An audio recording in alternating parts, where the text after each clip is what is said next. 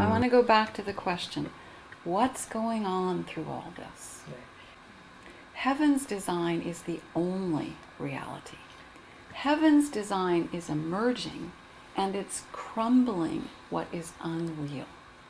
The message this era of challenge is bringing to the world is this: the designs of your living must be replaced by heaven's designs. This is the fundamental shift that's taking place underneath all that is going on. The designs people have made are destroying our world, generally speaking, unless they are actually letting the designs be made by heaven.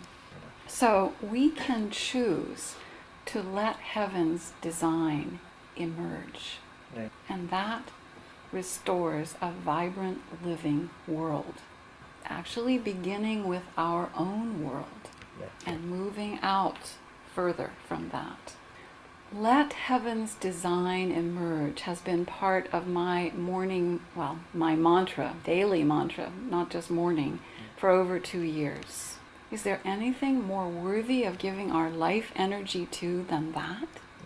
What will heaven's designs bring? We can glimpse this in the unspoiled wilderness that yet remains on this planet. Recently, Eugen and I watched an excellent documentary called A Life on This Planet. It's by David Attenborough, who explored world wilderness for many years. He was 93 when he made this documentary last year. It shows how biodiversity in forests, savannas, and oceans are key to our planet's health. This design of the natural world has sustained itself for thousands and thousands of years. And it has actually sustained humanity until recent decades, when mankind's population overwhelmed nature and its insatiable consumption, taking but giving virtually nothing back. So David Attenborough said that in just one lifetime, our population grew from 2.3 billion to 7.8 billion. In just one lifetime, the wilderness remaining on this planet dropped from 66% of the land to just 35% of the land. In just one lifetime, the carbon in the atmosphere increased from 280 parts per million to 415. Too much carbon in the atmosphere relates to all 5 mass extinctions in the history of our planet. In previous eras, it took up to 1 million years for masses of volcanoes to dredge up enough carbon from the earth to trigger catastrophe. But burning fossil fuels has produced in just 200 years the same amount of carbon in the atmosphere that volcanoes then did. I find it very heartening that more people realize that we must honor and cooperate with nature instead of dominate it. But that realization alone is not enough to stem the tide of mankind's selfish and fearful ways. There must be enough people who awaken and let heaven's design emerge.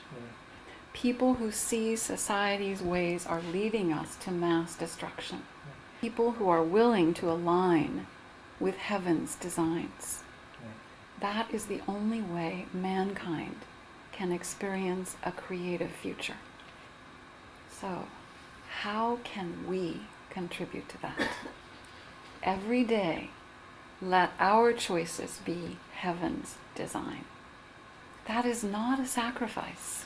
It is the way to truly live in beauty, creativity, and power.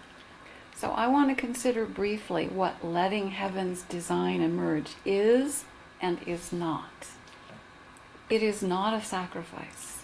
We may need to yield our ideas to wiser, more creative ones, but that is not a sacrifice. It is not acquiescing. We don't give in to what is untrue. We don't let manipulation and force by others control us. We don't yield to them just to have peace. And letting heaven's design emerge is not passive. It's not passively waiting. To let heaven's design emerge requires us to activate our initiative and creativity. Through that, we find the way heaven is opening through the blockages. Right. Last Sunday, Eugen spoke of many challenges people often go through in the process of awakening. Just when you think you've mastered your centering, something comes along and throws you into darkness. How do you choose heaven's design then? Sometimes you can shift your attention, start giving in true spirit, and find that helps you come back to your center. Sometimes that's all that's needed. But if pain and confusion linger, we probably need to look more deeply at what's causing it. If it hurts a lot, likely something deep and important needs changing. Likely the designs of our living need adjusting. Just as in our body, when it's very painful, it's a signal that something needs changing. That's why the world now is experiencing such deep pain. Things need to change, and soon. Right. But how does it change? Not because we do the same old thing.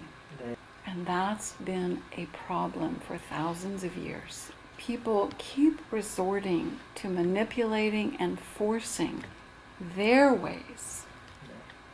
Like Trump, they try to get what they want, instead of letting the larger wisdom of heaven guide the change. Right. Heaven cannot guide the change if no one is listening. Right. Sometimes in mentoring people, there comes a point where I have to say to the person, I have continued to reach out my hand to you, but you have to reach out your hand to meet mine. I can't do that for you. You have to choose to listen to heaven's guidance. One way that you can do that is listen to our services. So I'm really glad to see so many of you doing that. And even better than just listening is to join by Zoom, because something live is happening. Right. Especially if people open their hearts during the service and respond. So I want to touch on this, on the importance of response. This is something that Martin said. It all depends on response, the intensity of it, the passion of it. If there is a really passionate response, there is a really miraculous transformation. Yeah. Wise words. Yeah. Passionate response doesn't weaken when things get tough. You may be in pain, but you can use that pain to seek deeper understanding. Right. Orient in the truth you know and apply it in that exact situation. That will very likely lead you to become aware of things you were not aware of before. And likely to see how the designs of your living need adjusting so life may be born more fully. Yeah. Last week, Eugen spoke of an adjustment we've made in our relationship together. Yeah. In addition to what he said, we also realized later